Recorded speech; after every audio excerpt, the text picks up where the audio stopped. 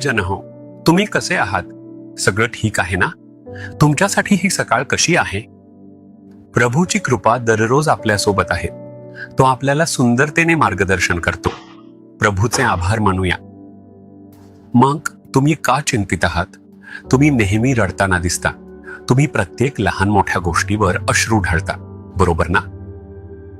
तुम्ही अनेक गोष्टींवर रडता. कुटुंबातील समस्या, लोकांचं वागणं योग्य नसणं, घरात शांततेचा अभाव, कामात अडचणी आणि सेवेत त्रास. तुम्ही असे आहात का? माझे अश्रूच माझं अन्न झाले आहेत आणि तेच माझ्यासाठी जीवन बनले आहेत. तुम्ही असं म्हणता का? येशू तुम्हाला काहीतरी सांगत आहेत. यशया अध्याय 30 वचन 19 मध्ये लिहिलं आहे, तू इतःपर कधी शोक करणार नाहीस. आतापर्यंत तुम्ही खूप रडलात. आता पुढे झालं. आता तुम्ही अजून रडणार नाही. याचा अर्थ काय? याचा अर्थ असा की ज्या गोष्टीसाठी तुम्ही रडत आहात त्यात तो चमत्कार घडवणार आहे.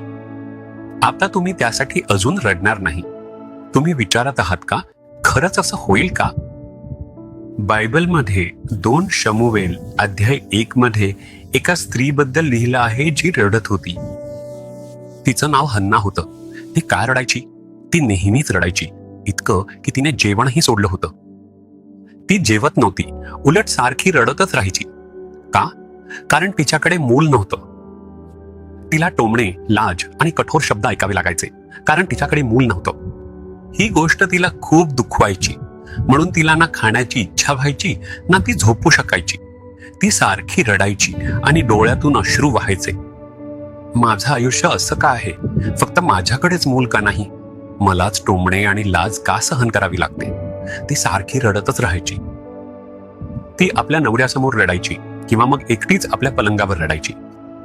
जसं की एका देवाच्या भक्ताने म्हटलं आहे, मी माझं पलंग अश्रूंनी भिजवतो. ती रात्रभर रडत राहायची. पण एक दिवस तिने एक निर्णय घेतला. मी सतत रडत आले आहे.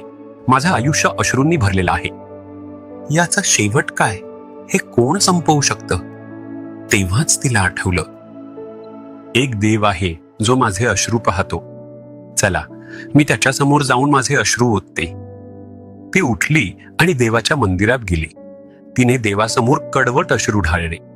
तिने आपले सगळे अश्रू ओतले आणि म्हणाली, सगळे लोक माझा अपमान आणि उपहास करतात, कारण मी निसंतान आहे. ते मला तुच्छ समजतात. मला फक्त एक मूल द्या आणि माझा अपमान दूर करा. मी ते मूल तुम्हाला परत समर्पित करीन. तिने एक नवस केला आणि प्रार्थना केली. प्रभूंनी तिचे अश्रू पाहिले. आता तू आणखी रडणार नाहीस. आज तुझे अश्रू संपले आहेत. प्रभूंनी तिला लक्षात ठेवले आणि तिच्या गर्भातील फलाला आशीर्वाद दिला. तिचा अपमान दूर झाला.